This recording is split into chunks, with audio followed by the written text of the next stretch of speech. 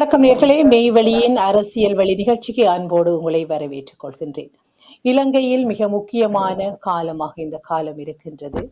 மாற்றம் ஒன்றை எதிர்பார்த்து இலங்கை மக்கள் அனைவருமே காத்திருக்கின்ற இலங்கை ஜனாதிபதி தேர்தலுக்கான காலமாக இன்னும் 8 நாட்களே எண்ணி காணப்படுகின்ற நிலையில் மிக முக்கியமான விவாதங்களும் எதிர்பார்ப்புகளும் அரசியல் தரப்புகளிடமிருந்து அரசியல்வாதிகளிடமிருந்து எதிர்பார்க்கப்படுகின்றன. இன்று மிக முக்கியமாக தேசிய மக்கள் சக்தியின் யாழ் மாவட்ட அமைப்பாளரும் முன்னாள் பாராளுமன்ற உறுப்பினருமான ராமலிங்கம் சந்திரசேகரம் அவர்களை மெய்வழியோடு இணைத்துக் கொள்வதில் மகிழ்ச்சி அடைகின்றோம். வணக்கம். வணக்கம். மிக்க நன்றி. உங்களுடைய தேர்தல் பிரச்சார வேலை பழுக்களுக்கு மத்தியில் ஒரு சிறிது நேரத்தை ஒதுக்கி மக்களுக்கான உங்களுடைய கருத்து குரலில் இன்று எங்களோடு இணைந்து கொண்டமைக்காக உங்களுக்கு நாங்கள் நன்றி கூறிக்கொள்கின்றோம். இதேவேளையில் மிக முக்கியமாக தேசிய மக்கள் சக்தியினுடைய தேர்தலில் இந்த முறை மிக முக்கியமாக பல எதிர்பார்ப்புகளை ஏற்படுத்தி இருக்கின்றது என்று நினைக்கின்றேன் மக்கள் மத்தியில். இது ஈழ மக்கள் அல்லது இலங்கை தமிழ் மக்கள் என்ற ரீதியிலும் பல மாற்றங்களையும் எதிர்பார்ப்புகளையும் அவர்கள் மத்தியிலும் இது சிறிது தாக்கத்தை செலுத்தி இருப்பதாகவே நாங்கள் பார்க்கின்றோம். இந்த வகையில் தற்பொழுது அடிக்கடி தேசிய மக்கள் சக்தி யாழ்ப்பாணம் நோக்கி தன்னுடைய பயணத்தை, வடபகுதி நோக்கி தன்னுடைய பயணத்தை மேற்கொண்டு வருகின்றது. மக்கள் எதிர்பார்த்திருக்கக்கூடிய இவ்வளவு காலமும் பல மாற்றங்களை, கடந்த கால அரசியல், சிங்கள அரசியல் வரலாற்றில் பல ஏமாற்றங்களை சந்தித்திருக்கின்ற தமிழ் மக்களுக்கு 9வது ஜனாதிபதியாக தன்னை அமைத்துக் கொள்ளக்கூடிய அன்றகுமார் அவர்கள் அமைந்தால் மக்களுக்கு அது குறைந்தபட்சம் கொடுக்கக்கூடிய தீர்வு என்னவாக இருக்கும் என்று நீங்கள் அதனுடைய அமைப்பாளராக இருக்கின்றது என்ன சொல்லலாம்? நன்றி, வணக்கம். இந்த முதலாவது உங்களோடு கலந்து கொள்ளுகின்ற முதலாவது சந்திப்பு. அதனால் மெய்வழி நிகழ்வுக்கு எனது வாழ்த்துக்களையும் நன்றியும் நான் தெரிவித்துக் கொண்டு, நீங்கள் சொன்னது போல் இப்பொழுது தேசிய மக்கள் சக்தி அடிக்கடி யாழ்ப்பாணத்தை நோக்கி நகர்ந்து கொண்டிருக்கின்றது என்ற கூற்று இது இன்றைய ரஜிதா. அதாவது கடந்த 10 வருடங்களாக, நான் கடந்த 10 வருடமாக இந்த யாழ்ப்பாணத்தில் தான் இருக்கின்றேன். யாழ்ப்பாணத்திலிருந்து எங்களுடைய செயற்பாடுகளை, எங்களுடைய அமைப்பு ரீதியான வேலைகளை முன்னெடுத்ததனுடைய பலாபலனாகவே, அதனுடைய விளைவாகவே இன்று அதனுடைய பிரதிபலன் கிடைக்கின்ற ஒரு சந்தர்ப்பத்தை நாங்கள் அடைந்திருக்கின்றோம். அது மாத்திரமல்ல, நீங்கள் குறிப்பிட்டது போன்று இன்று உண்மையிலேயே நாட்டு மக்கள் மத்தியில் ஒரு பாரிய எதிர்பார்ப்பை ஏற்படுத்தி இருக்கின்ற தேர்தல் என்றால் அது மிகையாகாது. அது உண்மை. ஏனென்றால் ரஜிதா அவர்களே, உங்களுக்கு தெரியும் என்று நினைக்கின்றேன், இலங்கை என்பது கடந்த 76 வருடங்களாக இந்த நாட்டை ஆட்சி செய்த ஆட்சியாளர். அது மாத்திரமல்ல, இந்த நாட்டினுடைய ஜனாதிபதி தேர்தல் என்பது இது எதிர்வரும் 21ஆம் தேதி நடைபெறப் போவது முதலாவது தேர்தல் அல்ல. இதற்கு முன்பு, அதாவது எதிர்வரும் 22ஆம் தேதி அனுரகுமார் திசாநாயக்க அவர்கள் ஜனாதிபதியாக தெரிவு செய்யப்படுகின்ற போது அவர் 9வது ஜனாதிபதியாக.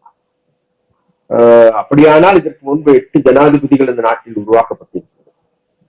அவன் 8 ஜனாதிபதிகளுடைய வரலாற்றை பார்க்கின்ற பொழுது, அவர்களுடைய செயற்பாடுகளை பார்க்கின்ற பொழுது நிச்சயமாக எங்களுக்கு கண்கூடாக தெரிகின்றது. இவர்கள் அனைவருமே இந்த நாட்டையும் மக்களையும் கொண்டு செல்வதற்கு பதிலாக தாங்களையும் தாங்களது குடும்பத்தையும் தாங்களுடைய மடியையும் நிறைத்து கொண்டவர்களாகவே காணக்கூடியதாக. இதை மக்கள் பார்த்து பார்த்து இன்றைக்கு மக்களுக்கு பொழித்து போயிருக்கும்.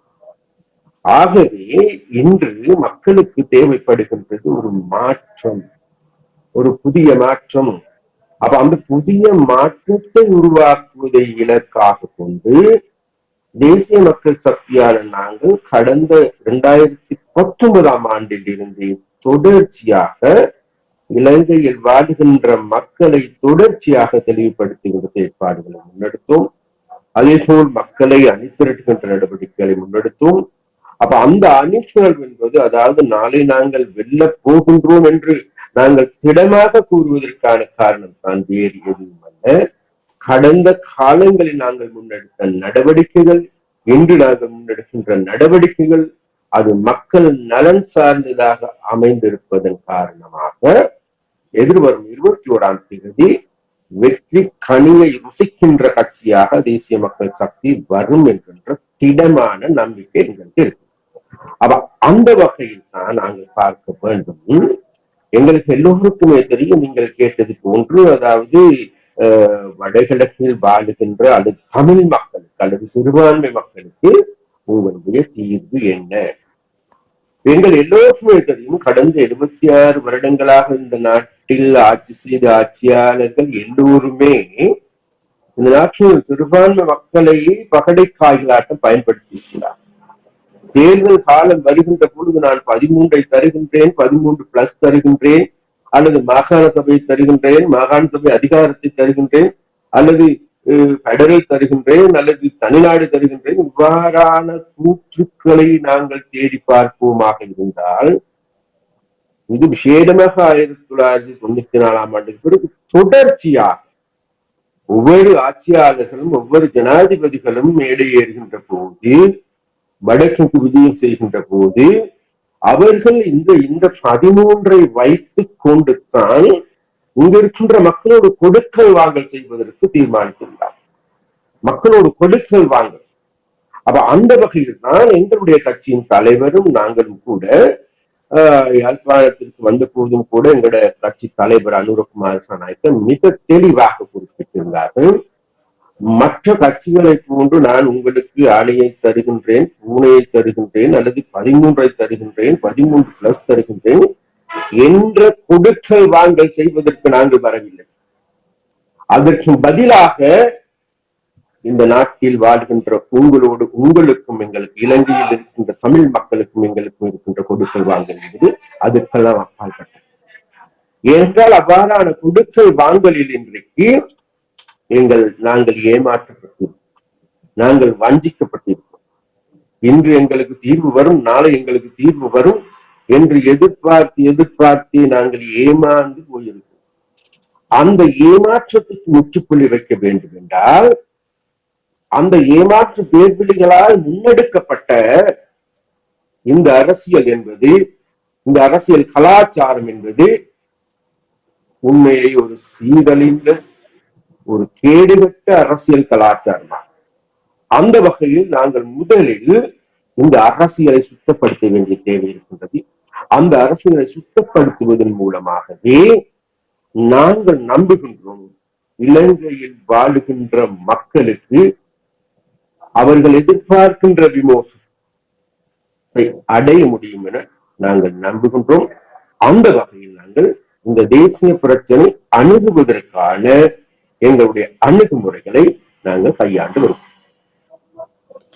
சரி, இப்பொழுது இந்த அரசியல் அமைப்பில் மாற்றம் ஏற்பட வேண்டும். அந்த மாற்றத்துக்கூடாக ஒரு வளமான நாடு அமைவதற்கு, இன ஐக்கியம் ஏற்படுத்துவதற்கான வழியை தேசிய மக்கள் சக்தி வழங்க இருக்கின்றது என்று அதனுடைய விஞ்ஞாபனங்களில் கூறி வருகின்றது.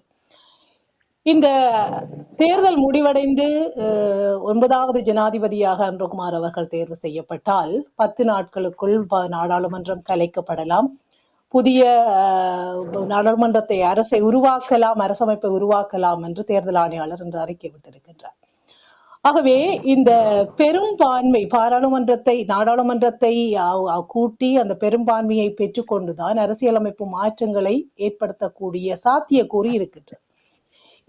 இதை நீங்கள் சொல்லுகின்ற அந்த வளமான நாடு, அபிவிருத்தி அல்லது இன ஐக்கியத்தை ஏற்படுத்துகின்ற இந்த விடயங்களை பெரும்பான்மை பார்லிமெண்ட் கட்சிகளுடைய பெரும்பான்மையை கொண்டுதான் நடைமுறைப்படுத்த வேண்டும். இதுக்குரிய சாத்தியக்கூறுகள் நடைமுறையில் இருக்கின்றனவா?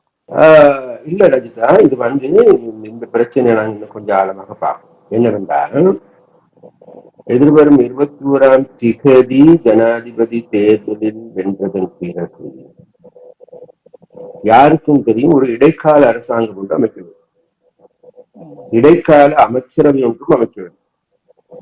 ஆனால் அந்த இடைக்கால அரசாங்கத்திலோ அல்லது இடைக்கால அமைச்சரவையில் எத்தனை அமைச்சர்கள் இருக்க வேண்டும் என அரசியலமைப்பில் குறிப்பிடப்படும். அதனால் தேவையானால் நாடு முழுவதும் ஒரே அமைச்சராக இருந்தும் கூட இதை கையாள முடியும். ஏனென்றால் நீங்கள் குறிப்பிட்டது போன்று உண்மையிலேயே இந்த பாராளுமன்றத்தினுள்ளே ஒரு புதிய அரசியலமைப்பு கொண்டு வருவது அது வெறும் கனவு, அல்லது இந்த திருட்டு கும்பலிடம் இருந்து அல்லது இந்த நாட்டை கொள்ளையடித்தவர்கள் அவ்வாறு இருக்கின்ற போது கடந்த காலங்களில் மக்கள் விரோத சட்ட மூலங்கள் அனைத்துக்கும் கை உயர்த்தி 18வது திருத்தத்துக்கும் ஆதரவாக கை உயர்த்தியவர்கள் இருக்கின்றார்கள், 17க்கும் ஆதரவாக கை உயர்த்தியவர்கள் இருக்கின்றார்கள். அதன் பிறகு 19 வருகின்ற அதற்கும் கை உயர்த்தினார்கள், 20 வருகின்ற பொழுது அதற்கும் கை உயர்த்திய ஒரு என்ன சொல்வது ஒரு நாகரீகமற்ற ஒரு கொள்கையற்ற ஒரு உறுப்பினரை கொண்ட பாராளுமன்றத்தை இன்று இருக்கின்றது இந்த நேரம். அதனால் இந்த பாராளுமன்றம் உடனடியாக கலைத்தறியப்பட வேண்டும். கலைத்தெறிவதற்கான முதல் நடவடிக்கையாக முதலில் இடைக்கால அரசாங்கம், இடைக்கால அமைச்சரவை, அந்த இடைக்கால அமைச்சரவையில் நிச்சயமாக எங்களில் 3 பாராளுமன்ற உறுப்பினர்கள் இருக்கின்றார்கள். தற்போது எதிர்வரும் காலங்கள் நிச்சயமாக ஜனாதிபதியோடு சேர்த்து 4 உறுப்பினர்கள். அந்த தேவையாக இருந்தால் அந்த 4 பேரும் கூட இந்த நாட்டை ஒரு கூட ஒரு 50 நாட்களுக்கு நாட்டை கொண்டு செல்வதற்கான நடவடிக்கையும் கூட எடுக்கலாம். அதுல எந்த மாற்றமும் கிடையாது. அதன் பிறகு நாட்டில் பொது தேர்தல் நடத்தப்படுகிறது. அந்த பொது தேர்தல் நாங்கள் சொல்லுகின்றோம், ஜனாதிபதி தேர்தலில் வெல்லுகின்ற அனுர பொது தேர்தலில் 3/2 பெரும்பான்மையுள்ள அதற்கு அப்பாலும் கூட எடுப்போம் என்கின்ற உறுதியான நிலைமைக்கு நாங்கள். ஏனென்றால் இன்று நாட்டு மக்களுக்கு தேவை என்பது மாற்றம். இந்த 76 வருடங்களாக இந்த இந்த இந்த இந்த பாதை என்பது ஒரு சீரழிந்த கலாச்சாரத்தை கொண்ட பாதை. அப்ப இந்த பாதையின் மூலமாக எங்களுக்கோ எங்களது நாட்டுக்கோ எங்களுடைய எதிர்கால பரம்பரைக்கோ விமோசனம் இல்லை என்பது முழு இலங்கையில் வாழ்கின்ற மக்கள் அனைத்து மக்களும் உணர்கின்றனர். அப்படியானால் இதை மாற்றியமைக்க வேண்டும் என்கின்ற நிலையில் இருந்து கொண்டுதான் மக்கள் ஜனாதிபதி தேர்தலின் போது வாக்களிக்கின்றார். அந்த ஜனாதிபதி தேர்தலில் வாக்களிக்கின்ற மக்கள் நிச்சயமாக அதைவிட மேலதிகமாக பொது தேர்தலில் அதிபெரும்பான்மையை எங்களுக்கு பெற்றுக் கொடுப்பார்கள். அந்த பாராளுமன்றமே எதிர்காலத்தில் மக்களுடைய பிரச்சனைகளை தீர்ப்பதற்கான நடவடிக்கைகள் எடுக்கும். அந்த பாராளுமன்றமே எதிர்காலத்தில் புதிய அரசியல் அமைப்பை கொண்டு வந்து இந்த தேசிய பிரச்சனை உள்ளிட்ட இந்த அனைத்து பிரச்சனைகளையும் தீர்ப்பதற்கான நடவடிக்கைகளை எடுக்கும். அதே போன்று எங்களுக்கு எல்லோருக்கும் தெரியும், இதனால் வரைக்கும் கொண்டு வரப்பட்ட சட்ட மூலங்கள் என்பது, இதனால் வரைக்கும் கொண்டு வந்த அரசியல் அமைப்பு என்பது தனிநபர்களுடைய விருப்பமே தவிர அல்லது ஆட்சியாளர்களுடைய விருப்பமே தவிர வேறொன்றும் இல்லை. அதனால் இலங்கையில் வாழ்கின்ற மக்கள், தமிழ், சிங்கள, முஸ்லிம் மக்களுடைய கருத்துக்கள் அறியப்பட்ட, அவர்களுடைய கருத்துக்கள் உள்வாங்கப்பட்ட ஒரு அரசியல் அமைப்பையே தேசிய மக்கள் சக்தி எதிர்காலத்தில் உருவாக்கும். அந்த அரசியல் அமைப்பு என்பது முழு நாட்டு மக்களுடைய அங்கீகாரத்தோடு நடைமுறைக்கு வரும். அவ்வாறு நடைமுறைக்கு வருகின்ற அரசியல் அமைப்பே எதிர்வரும் காலங்களில் நாட்டு மக்களுடைய பிரச்சனைகளை தீர்க்கும் என்கின்ற திடமான நம்பிக்கை எங்களுக்கு இருக்கிறது. மிகவும் கேட்கும் பொழுது கவர்ச்சிகரமான, எதிர்பார்க்கக்கூடிய ஒரு வளமான, நீங்கள் ஏற்கனவே விஞ்ஞாபனத்தில் கூறியிருக்கிறது போல ஒரு வளமான நாடு, அழகான வாழ்க்கையை உருவாக்கக்கூடிய வார்த்தைகள் உங்களிடமிருந்து வருகின்றன. அப்படி ஒரு மாற்றத்துக்காகத்தான் மக்கள் எதிர்பார்த்து கொண்டிருக்கின்றார்கள். இந்த வகையில் இந்த ஏற்கனவே கடன்பட்டிருக்கின்ற 16 தடவை சர்வதேச நாணய நிதியத்திடம் இலங்கை கடன்பட்டிருக்கின்றது. ஜனாதிபதி ரணில் விக்ரமசிங்கே அவர்கள் வரும்போது திரைசேரியில் 20 மில்லியனோடு தான் இந்த நாட்டை ஏற்றுக்கொண்டார் என்றும் கூறப்படுகின்றது.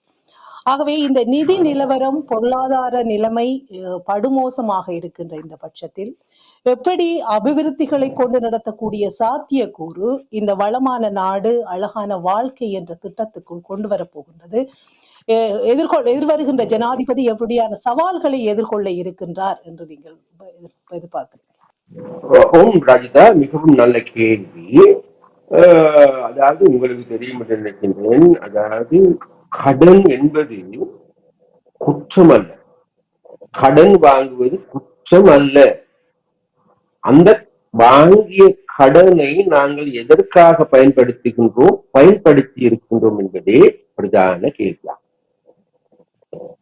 அந்த வகையில் 2013ஆம் ஆண்டு 17ஆம் ஆண்டு இலங்கையின் கணக்காய்வாளர் ஒரு ஆய்வறிக்கை செய்கிறார்.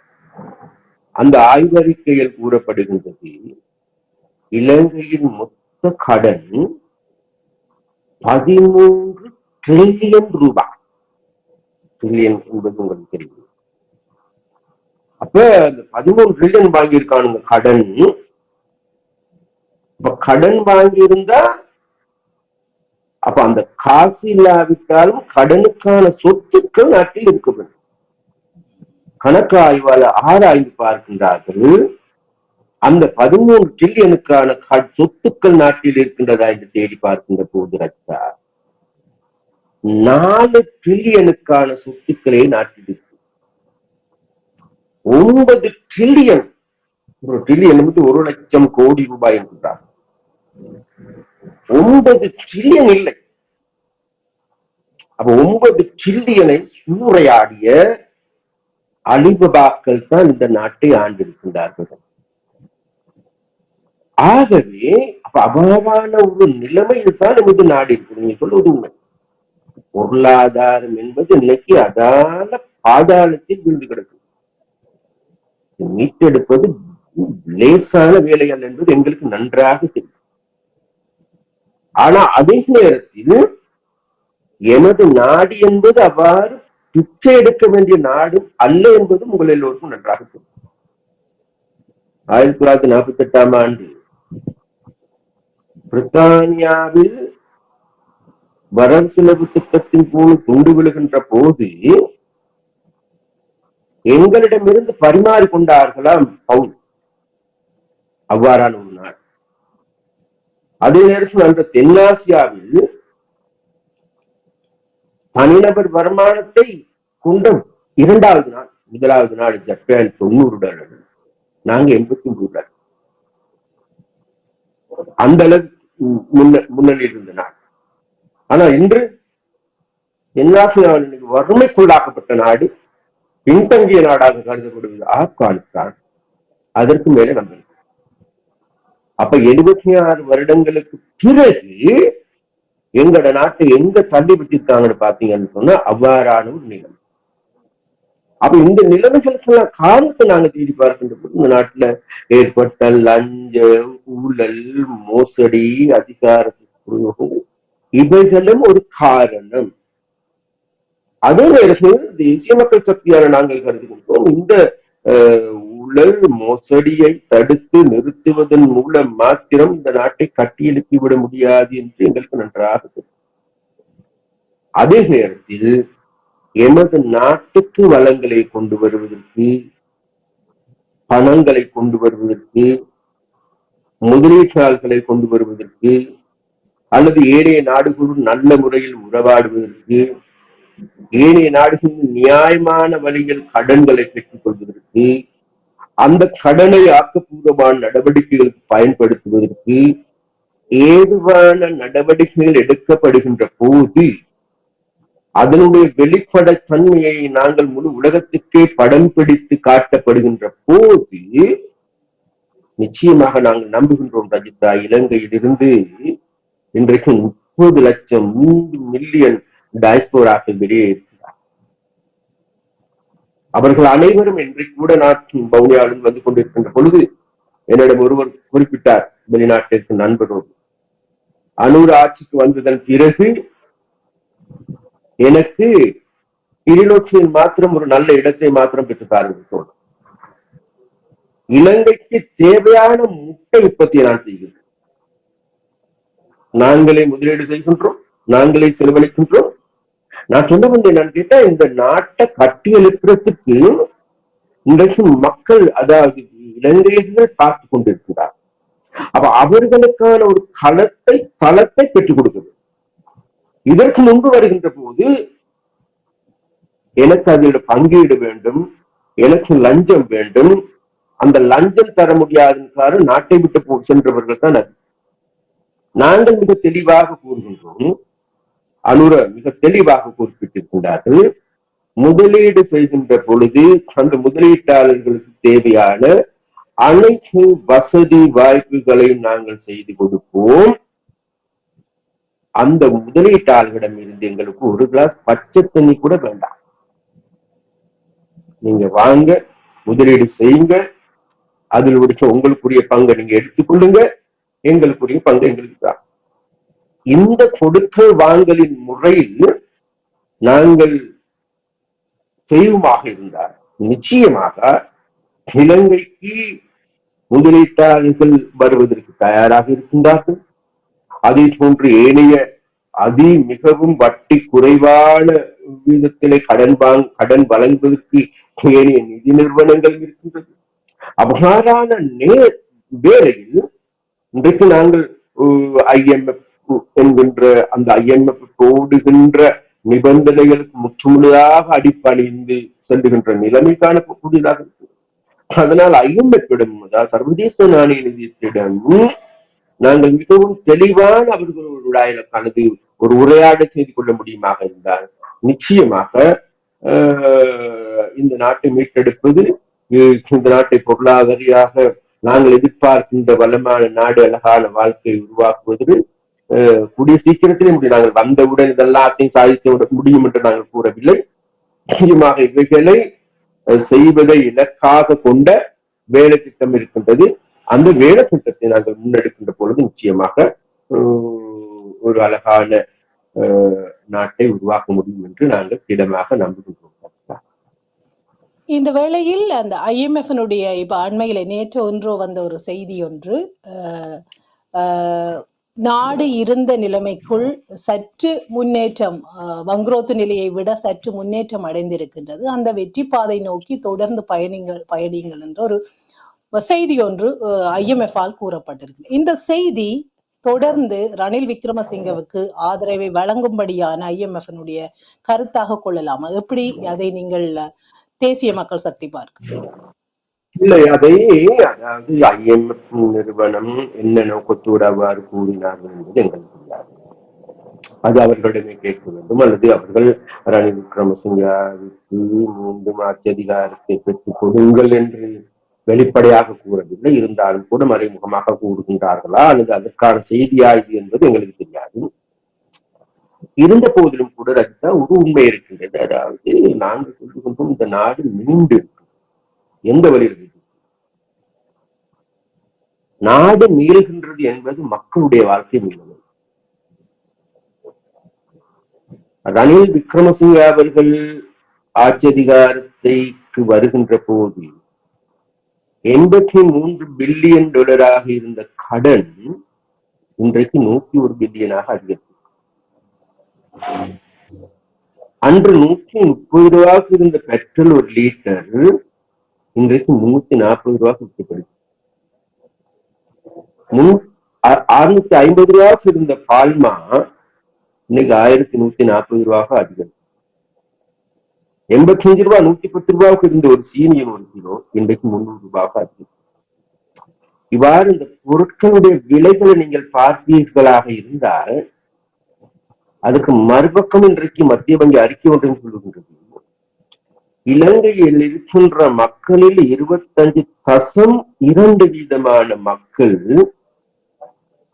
அவர்களுடைய மாதாந்த வருமானம் 17,760 ரூபாய். அதே நேரத்தில் இந்த மத்திய வங்கி அறிக்கையை சொல்லுகின்றது, 4 பேர் கொண்ட குடும்பத்திற்கு இன்னைக்கு இலங்கையினுடைய வாழ்க்கை செலவுக்கு ஏற்ப 90,000 ரூபாய் வேண்டும். 90,000 ரூபாய் வேண்டும் என்கின்ற பொழுது அதில் 25.2% மக்கள் 17,000 வருமானமாக பெறுகின்ற மக்கள். நாடு முன்னேறி இருக்கின்றது. அப்ப அந்த வறுமை கோட்டின் கீழ் தள்ளப்பட்டிருக்கின்ற மக்கள். மறுபக்கம் இன்னும் ஒரு புள்ளி விவரம் சொல்லுகின்றது, இலங்கையில் இருக்கின்ற பெற்றோர்களில் 67% பெற்றோர்கள் தாங்களுடைய பிள்ளைகளுடைய உணவுக்காக தாங்களுடைய உணவை குறைத்திருக்கிறார், அல்லது உணவின் தரத்தை குறைத்திருக்கிறார், அல்லது உணவினுடைய ரகத்தை குறைத்திருக்கிறார். அல்லது உணவினுடைய அளவை குறைத்திருக்கின்றார்கள் என்று இலங்கையினுடைய புள்ளி விவரமே சொல்லுது. அதே போன்று இன்றைக்கு எங்களுக்கு எல்லோருக்குமே தெரியும் வெட் வரி 12%, 15% மாறி இன்றைக்கு 18% அதிகரித்து வெட் வரி வாங்குகின்ற மருந்துகளுக்கும் அபியாச கொப்பிகளுக்கும் வெட் வரி அறவிடப்படுகின்றது, மருந்து பொருட்களுக்கும் வெட் அறவிடப்படுகின்றது, அல்லது உணவுப் பொருட்களுக்கும் அறிவப்படுது. நான் சொன்ன வந்து நாட்டு மக்களை பாரிய வதை முகாமுக்கு தள்ளிய நிலைமைதான் இன்றைக்கு காணக்கூடியதாக. இப்ப நாங்கள் இதை வந்து வெறுமனே சொல்லவில்லை, நாங்கள் உண்மையிலேயே இன்றைக்கு இந்த நாட்டில் இருக்கின்ற புள்ளி விவர திணைக்களம் அல்லது மத்திய வங்கி அறிக்கைகளை சொல்லுகின்றது. இலங்கை என்பது இன்று பொருளாதார நெருக்கடியின் காரணமாக முதியோர் அல்லாத, சிறுவர்களும் அல்லாத நடுத்தர பெண்களில் இன்றைக்கு 1,00,000 பேர் விபச்சாரத்தில் ஈடுபடுகிறார். என்ன அநியாயம்! இன்றைக்கு உங்களுக்கு எல்லாம் தெரியும், கொழும்புல இருக்கு மாரகம் சொல்லி ஒரு பிரதேசம். அந்த மாரகம் பிரதேச செயலாளர் பிரிவுல மாத்திரம் 367 ஸ்பா சென்டர், அதாவது மசாஜ் கிளினிக். யாரும்மா விரும்ப எங்கட தங்கச்சிமார் போய் இன்னொருத்தோண்ட பொடியை மசாஜ் பண்றதுக்கு நாங்க ஏன் அந்த நிலைமைக்கு தள்ளப்பட்டோம்? அதுவா எங்களுடைய வேற, அதுவா நாட்டுடைய முன்னேற்றம். அப்ப இந்த வகையில பார்க்கின்ற போது இதுகள் சொல்லிக் கொண்டு போகலாம் நிறைய விடயங்கள். அப்ப இவ்வாறான நிலைமைகளின் கீழ் நாடு அதனால பாதாளத்தை நோக்கியே போயிருக்கின்றது. IMF என்ன புள்ளிவிபரங்களை சொன்னாலும் கூட, மத்திய வங்கி என்ன புள்ளி விபரங்களை சொன்னாலும் கூட, ரணில் விக்ரமசிங்க நாடு மீண்டு விட்டது என்று கூறினாலும் கூட 2022 ஆண்டு ஏப்ரல் மாதம் 12ஆம் தேதி இந்த நாடு வங்குரோத்தடை அடைந்த நாடு என அறிவிக்கப்பட்டது. ஏன்? வாங்கிய கடனை திருப்பி செலுத்த முடியாது.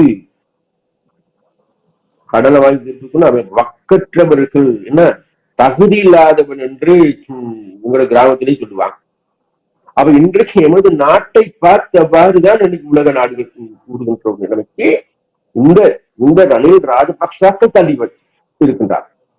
அப்படி இவ்வாறு நாட்டை தள்ளிவிட்டு, நாட்டு மக்களை மேலும் மேலும் வதை முகாமுக்கு தள்ளிவிட்டு, பொருளாதார நெருக்கடியில் அமர்த்தி விட்டு சொல்லுகின்றார்கள் நாடு மீண்டு இருக்கின்றது. எங்க மீண்டு இருக்கு? நாடு மீள வேண்டும் என்றால் நிச்சயமாக மக்களுடைய வாழ்க்கை மீள வேண்டும். மின்சார கட்டணம் கடந்த வருஷம் 4 கட்டணங்கள்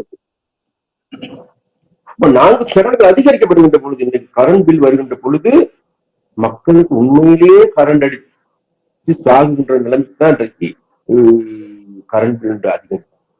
அப்ப எல்லா பக்கத்தாலையும் நாங்கள் பிடியப்பட்டு வருகிறோம், எல்லா பக்கத்தாலையும் மக்கள் நெருக்கடிக்குள்ளாகி வருகின்றார்கள்.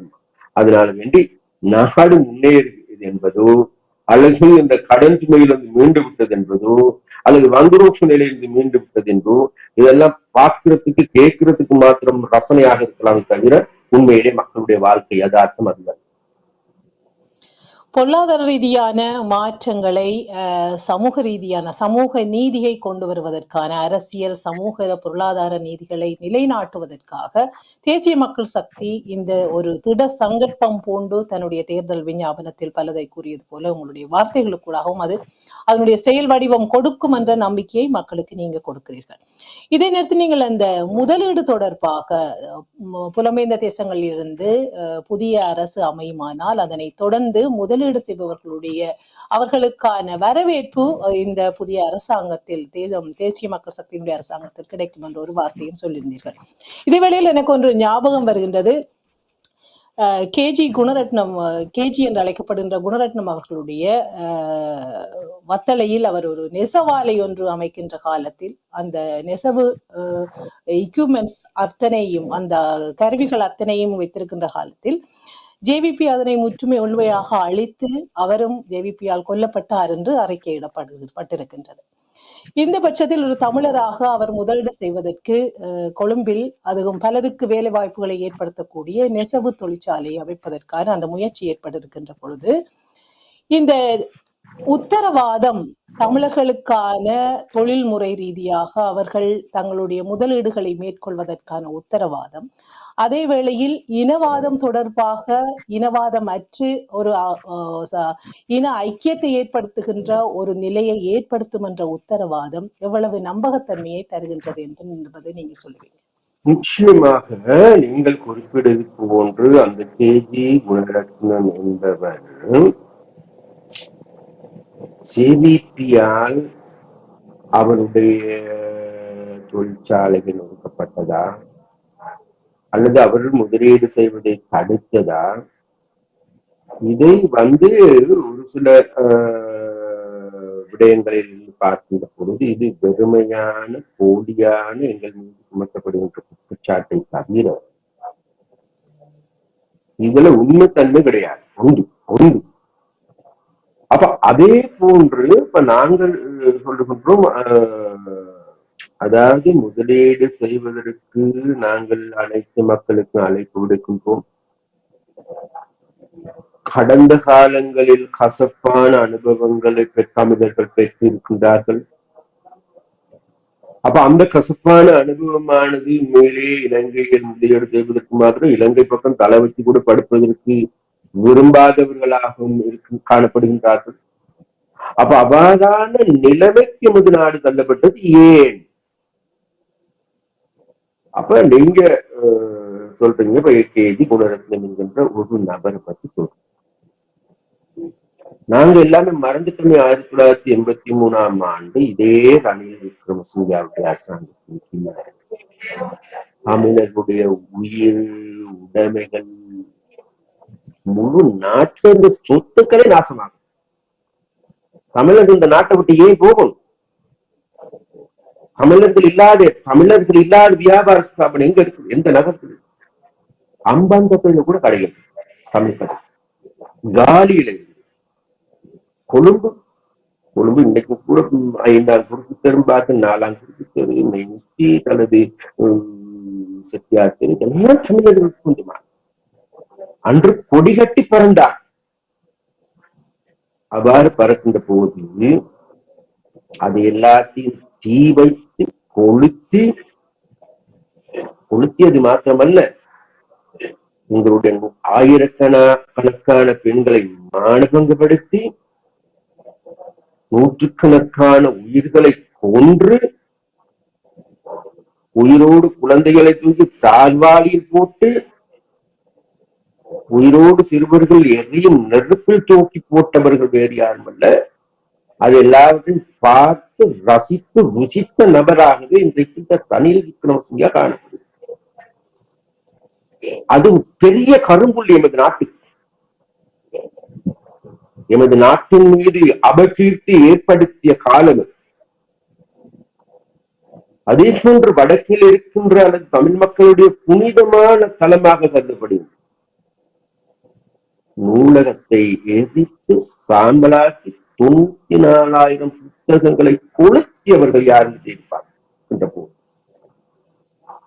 இவைகள்தான் பிரதானமான தமிழ் மக்கள் இந்த நாட்டில் வாழ முடியாது என்கின்ற மனநிலைக்கு வருவதற்கான பிரதானமான காரணம்.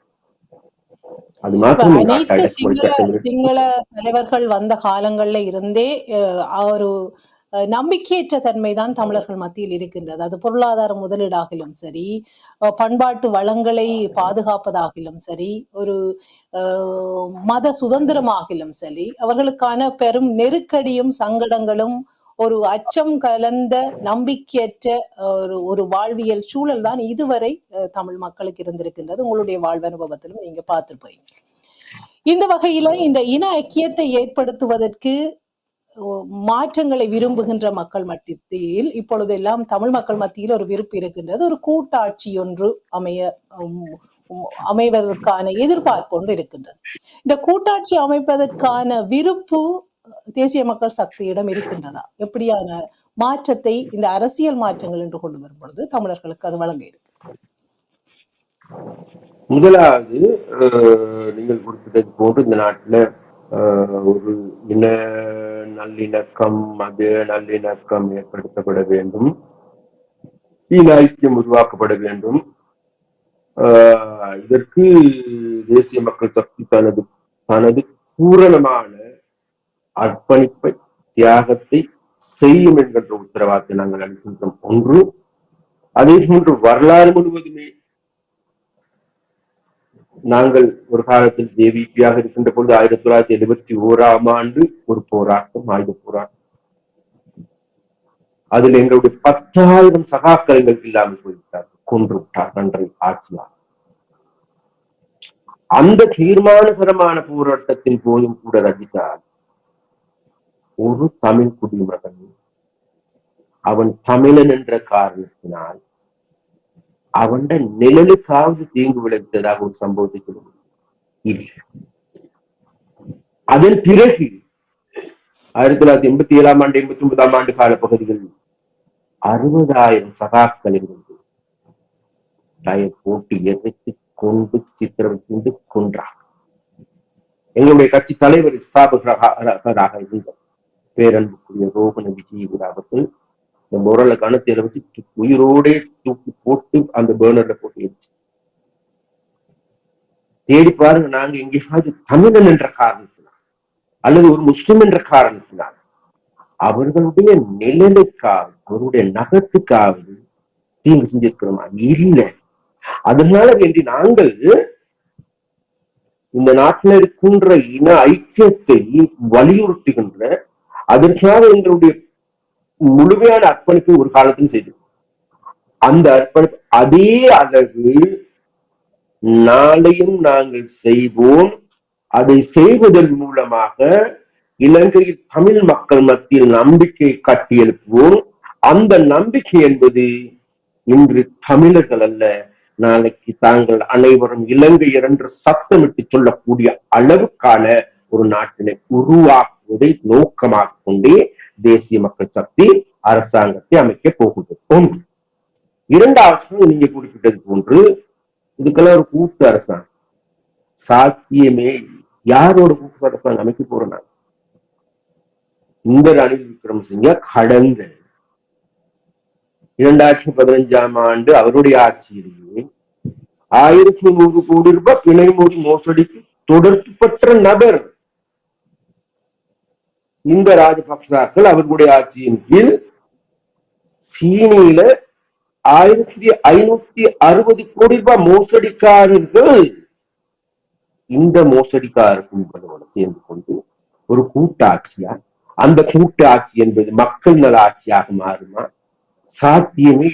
ஏன் கூட்டாட்சி அமைப்பு? எதற்காக கூட்டாட்சி? மக்களுடைய நலன்களுக்காக.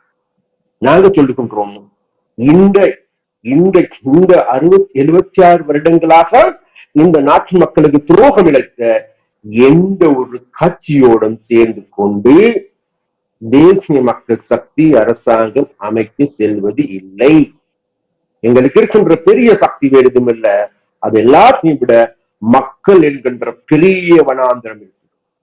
அந்த மக்கள் என்கின்ற அந்த களத்தில் இருந்து கொண்டு மக்களோடு சேர்ந்து கூட்டாட்சி அமைக்க வேண்டுமே தவிர விவசாயிகள், தொழிலாளர்கள், தொழில் வல்லுநர்கள் உள்ளிட்ட அனைவரோடும் சேர்ந்து ஒரு சக்தியாக கூட்டாட்சி அமைக்க வேண்டுமே தவிர இந்த நாட்டுக்கு கேடு விளைவித்தவர்களோடு கூட்டாட்சிக்கு தேசிய மக்கள் சக்தி கிட்ட சாத்தியம் இல்லை என்றுங்கிறத நாங்க சொல்ல வேண்டியது. இதேவேளையில் இன்னும் ஒன்று கூட்டாட்சி என்று நான் கூறுவது, ஒரு பல்லினத்துவம் உள்ள ஒரு தேசமாக இலங்கை தேசம் இருக்கின்ற பட்சத்தில் தமிழ் மக்களுடைய எதிர்பார்ப்பு நிறைவேற்றுவதற்காக அரசியலமைப்பில் தமிழ் முஸ்லிம் மக்கள் எவ்வாறு இந்த தேசிய மக்கள் சக்தி அரசிற்குள் உள்வாங்கப்படுவார்கள், அவர்களுக்கான பங்கீடு எப்படி இருக்க போகின்றது, அவர்களுக்கான அந்த மாகாண ஆட்சி முறைமைகள் எவ்வாறு கொண்டு வரப்பட போகின்றன என்ற கேள்விதான் நான் உங்களிடம் கேட்டிருந்தேன். இதைவிட மிக முக்கியமாக இப்பொழுது தேர்தல் என்று வரும்பொழுது நீங்கள் கேட்ட கேள்வி மிகவும் ஒரு நல்ல கேள்வி. அந்த கோணத்தில் நீங்கள் கேள்வி கேட்டதாக இருந்தால் நிச்சயமாக நாங்கள் இந்த நாட்டில் இன ஐக்கியத்தை மத நல்லிணக்கத்தை கட்டியெழுப்புவதற்கு தமிழ் மக்களோடு கூட்டு சேருவதற்கு தயார். நாட்டுல இனவாதமற்ற மதவாதமற்ற ஒரு நல்லது ஒரு நாட்டை கட்டி எழுப்புவதற்கு, அது தமிழ் மக்களுக்கு நம்பகத்தன்மையை ஏற்படுத்துவதற்கு அதற்கான கூட்டிணைவை யார், அதற்காகத்தான் நாங்கள் சொல்லிக் கொண்டோம். இந்த நாட்டுக்கு ஒரு சான்ஸ் கிடைச்சு ரஜிதா 1948 இலங்கை ஒரு பல்லினங்களை கொண்ட தேசம், பல் மதங்களை கொண்ட ஒரு நாடு. அவங்க பல் மதங்களையும் நேசித்து பல் மொழிகளையும் நேசித்து ஒரு நாடாக ஒரு இலங்கையராக கட்டியெழுப்ப வேண்டிய இருந்த சந்தர்ப்பம் தான் எங்களுடைய இலங்கை தேசம் சுதந்திரம் அடைந்த முதல் நாள். ஆனால் எங்களுடைய ஆட்சியாளர்கள் அன்று முதலே தாங்கள் இன ரீதியாக மத ரீதியாக தாங்கள் ஆட்சி பீடத்தை தக்க வைத்துக் கொள்வதற்காக, ஆட்சி பீடத்துக்கு வருவதற்காக இன மத ரீதியாக பிரிந்து நின்று செயற்பட்டதன் காரணமாக அந்த சுதந்திரத்தினுடைய சுதந்திர காற்றை இலங்கை மக்கள் ருசிக்கவில்லை. அதனால் எங்களுக்கு தேவை இருக்கின்றது. அப்படியானால் அன்று இவர்களால் முடியாது போன, இந்த ஆட்சியாளர்களால் கைவிடப்பட்ட 76 வருடங்களால கைவிடப்பட்டிருக்கின்ற புதிய சுதந்திர போராட்டத்தை முன்னெடுக்க வேண்டிய தேவை இருக்கின்றது. அந்த தேவையை நடைமுறைப்படுத்துவதற்காகவே தேசிய மக்கள் சக்தி ஆட்சி அமைக்கப் போகின்றது. அந்த ஆட்சி என்பது அது சிங்களவனுடைய ஆட்சியோ தமிழனுடைய ஆட்சியோ முஸ்லிமுடைய ஆட்சியோ கிடையாது, இலங்கை மக்களுடைய ஆட்சியாக மாற வேண்டும். அதற்காக இந்த தேர்தலில் நாங்கள் மிகவும் தெளிவாக மக்களிடம் கேட்கின்ற வரம் என்பது, உண்மையிலே தேசிய ஒற்றுமையை கட்டியெழுப்பப்பட வேண்டும். இலங்கையில் இருக்கின்ற தமிழ் சிங்கள முஸ்லிம் வேக மேலை உள்ளிட்ட அனைவரும் ஒரே கொடியின் கீழ் ஒரே குடையின் கீழ் வாழ்வதற்கு ஏதுவான நடவடிக்கை எடுக்கப்பட வேண்டும். அவ்வாறு எடுக்காவிட்டால் இந்த நாட்டுக்கு விமோசனம் இல்லை என்பது எங்களுக்கு நன்றாக தெரியும். அந்த கோணத்தில் இருந்து கொண்டு நிச்சயமாக நாங்கள் இலங்கையை முழு நாட்டு மக்களையும் நேசிக்கக்கூடிய ஒரு நாடாக கட்டியெழுப்புவதற்கு ஏதுவான நடவடிக்கைகளை எடுப்போம். அதற்கான உத்தரவாதத்தை தருவோம். அதற்காகவே நாங்கள் தமிழ் மக்களிடம் நாங்கள் கேட்கின்றோம், இம்முறை அனுரகுமார் திசாநாயக்க அவர்கள் வெல்வது உறுதி.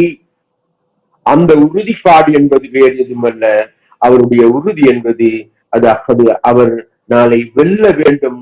முழு இலங்கையில் வாழ்கின்ற அனைத்து மக்களும் அவருடைய வெற்றியின் பங்காளிகள் என்று கூற வேண்டும். அதற்காகவே நாங்கள் கூறுகின்றோம், இன்றைக்கு நாளைக்கு நாடை கட்டியெழுப்ப வேண்டும், நாட்டின் தேசிய ஒற்றுமையும் கட்டியெழுப்பப்பட வேண்டும். அதற்கான இன்றைக்கு புதிய சந்தர்ப்பம் ஒன்று கிடைத்திருக்கின்றது. புதிய சகாப்தம், புதிய மறுமலர்ச்சிக்கான யுகத்தை ஏற்படுத்துவதற்கு நாங்கள் எல்லோரும் சேர்ந்து அனுர திசாநாயக்க அவர்களை ஜனாதிபதியாக்குவோம். அதுவே இந்த நாட்டினுடைய இன ஐக்கியத்தின் நாளைக்கு வெளிப்பாடாக அமையும் என்கின்ற திடமான நம்பிக்கை எங்களுக்கு இருக்கின்றது. இறுதியாக ஒரு கேள்வி, மிக முக்கியமாக எங்களுடைய அன்றகுமார் அவர்களுடைய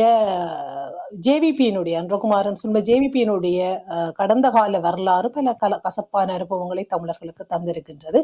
இந்த வகையில மிக முக்கியமாக இன ஐக்கியம் அல்லது இனங்களுடைய ஐக்கியம், சமத்துவம் என்று சொல்லுகின்ற தேசிய மக்கள் சக்தியினுடைய விஞ்ஞாபனத்தின் அல்லது உங்களுடைய வார்த்தைகளின்படி பார்த்தால், கடந்த கால வரலாற்றில வடக்கு கிழக்கை பிரிப்பதற்கு ஜேவிபி மிக முக்கியமாக சட்ட ரீதியாக அணுகி அதனுடைய பிரிதலுக்காக இணைவை மறுத்த ஒரு பாரதூரமான விளைவை ஏற்படுத்தி இருப்பதாக இன்னும் தமிழ் மக்கள் மறக்க முடியாத வரலாறாக அந்த வரலாறு இருக்கின்றது. அதே வேளையில் தமிழ் மக்களுடைய இறுதி போர் காலத்தில் அந்த பெரும் பேரழிவை சந்தித்து கதிகலங்கி நின்ற நேரத்தில் பாச்சோர் உண்ட காலத்திலும் கூட ஜேவிபி கைகோர்த்து நின்றதாகவும் கூட கூறப்படுகின்றது. இந்த துன்பியலில் மக்களுடைய துன்பியலில் இந்த தேசிய மக்கள் சக்தியினுடைய உறுப்பினர்கள் தமிழ் மக்களுக்கான ஒரு சமத்துவத்தை கொடுப்பதற்கு அல்லது அவர்களுக்கான வாழ் உரிமையை வழங்குவதற்கு எவ்வளவு தயாராக இருப்பார்கள் என்ற சந்தேகம் மக்கள் மத்தியில் இருக்கின்றது. அந்த சந்தேகத்தை நீங்கள் அதற்காக பொறுப்பு கூறலை கடந்த காலங்களுடைய வரலாறுகளில் தவறுகள் இழைத்திருக்கலாம். ஆனால் அந்த பொறுப்பேற்றலை, பொறுப்பு கூறலை தேசிய மக்கள் சக்தி ஏற்றுக்கொள்ளுமா? அதை வெளிப்படைத்தன்மையாக வெளிப்படுத்துமா? ஒன்று ரஜிதா, நிச்சயமாக இது ஒரு 3-4 கேள்விகளை ஒன்றாக கேட்டு விட்டீர்கள். அதனால் தனியாக பதில் சொல்வதும் நல்லது நினைக்கின்றேன். ஒன்று, நீங்கள் குறிப்பிட்டது போன்று வடகிழக்கு பிரிவினை என்பது அல்லது வடகிழக்கு பிரிப்பு என்பது நாங்க செய்யணும், நீதிமன்றம் செய்யும். அனுரகுமார திசாநாயக்காவுடைய பங்களிப்பு அதில் மிக முக்கியமாக இருக்கின்றது. அனுரகுமார திசாநாயக்க இதுக்கு பங்கு கிடையாது. நாங்கள்லாம் கட்சியில நான் கூட பங்காளிதான் இருந்தாலும் கூட நான் தனியாக அனுரகுமார திசாநாயக்கன் கூறுவது தவறு. நாங்க சொன்ன ஒரு விடயம் இருக்கின்றதம்மா, என்னண்டா நாங்க பார்க்கணும் அப்படியா வடகிழக்கு பிரிவினை உள்ளாக்கப்படுகின்ற பொழுது வடகிழக்கு இணைத்தது யார்? வடகிழக்கு இணைக்கப்பட்டது ஏன்? அந்த வடகிழக்கு இணைக்கப்படுகின்ற போது உங்ககிட்ட கேட்டாங்களா, எங்ககிட்ட கேட்டாங்களா? யாராவது இலங்கையில பாராளுமன்றத்துல கேட்டாங்களா? இலங்கையில் இருக்கின்ற அமைச்சர்கிட்ட கேட்டாங்களா? இலங்கையில இருந்து பிரதமர் அன்னைக்கு இருந்து பிரேமதாச கிட்ட கேட்டாங்களா? இல்ல. இது நான் சொல்லல, அன்றைய காலகட்டத்தில் இலங்கையினுடைய தூதுவராக, இந்திய தூதுவராக ஜேன் டிக்சிட் அவர் எழுதிய புத்தகம் இருக்கு பாருங்க, கொழும்பில் பாத்திரம். அந்த கொழும்பில் பாத்திரத்தில் அவர் மிக தெளிவாக சொல்லியிருக்கின்றார், இலங்கை இந்திய உடன்படிக்கையை செய்து கொண்டது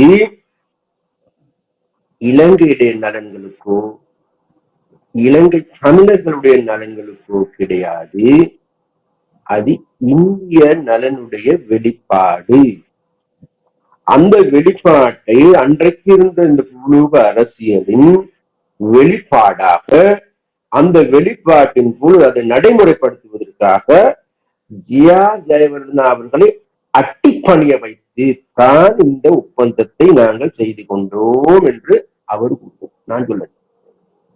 அப்ப அவர் சரி, அதன் பிறகு வைங்களே, அதன் பிறகு அந்த நடைமுறைக்கு வரும். நடைமுறைக்கு வருகின்ற போதம்மா அதுக்கு பிறகு சொன்னாங்க, இது 1 வருடத்துக்கு பிறகு கிழக்கில் இருக்கின்ற மக்களிடையே ஒரு கருத்து கணிப்பு நடாத்தப்பட்டு தொடர்ந்தும் நாங்கள் இணைந்திருப்பதா வடக்கூடு அல்லது பிரிந்திருப்பதா என்ற முடிவினை எடுக்க வேண்டும். ஜனநாயக ரீதியான செயற்பாடு.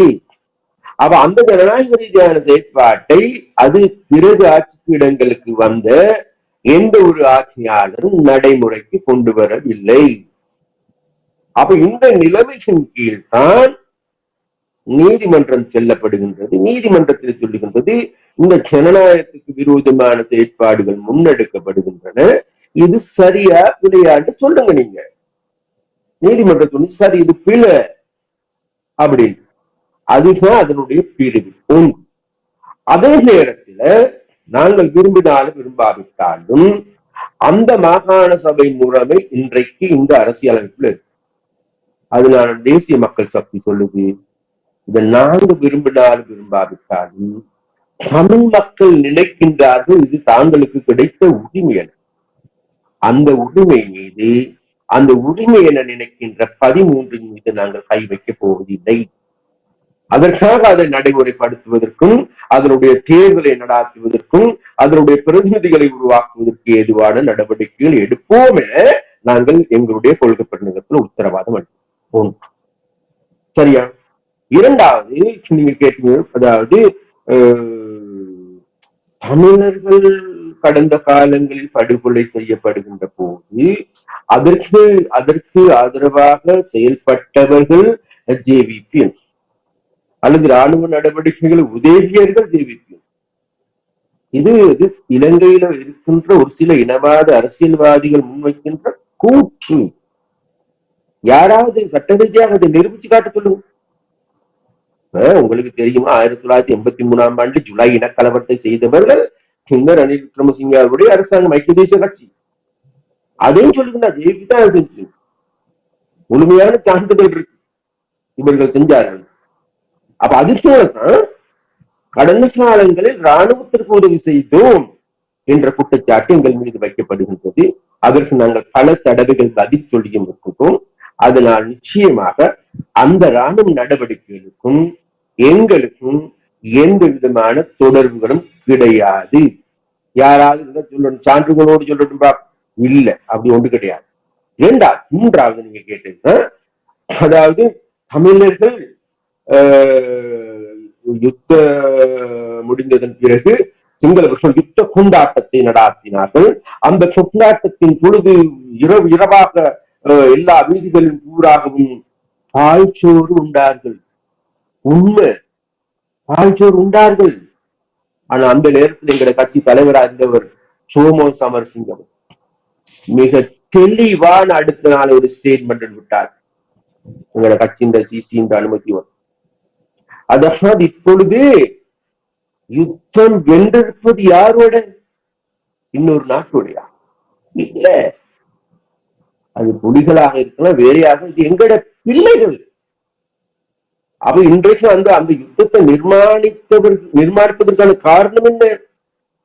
அதனால இன்றைக்கு அந்த மக்கள் வேதனையில் வாடி கொண்டிருக்கிறார்.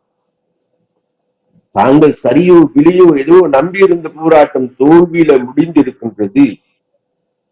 அதனால் வேதனையில் இருக்கின்ற மக்கள் மீது, அதால் வெந்த புண்ணில் வேல் பாய்ச்ச வேண்டாம் என எங்களுடைய கட்சி தலைவர் அன்றைக்கு சொல்றார்.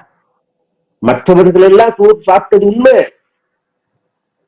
அந்த சோறு சாப்பிட்டது எங்கட தோழர்களோ எங்கட உறுப்பினர்களோ எல்லாருமே கலந்து. எங்களுக்கு யுத்தம் முடிந்தது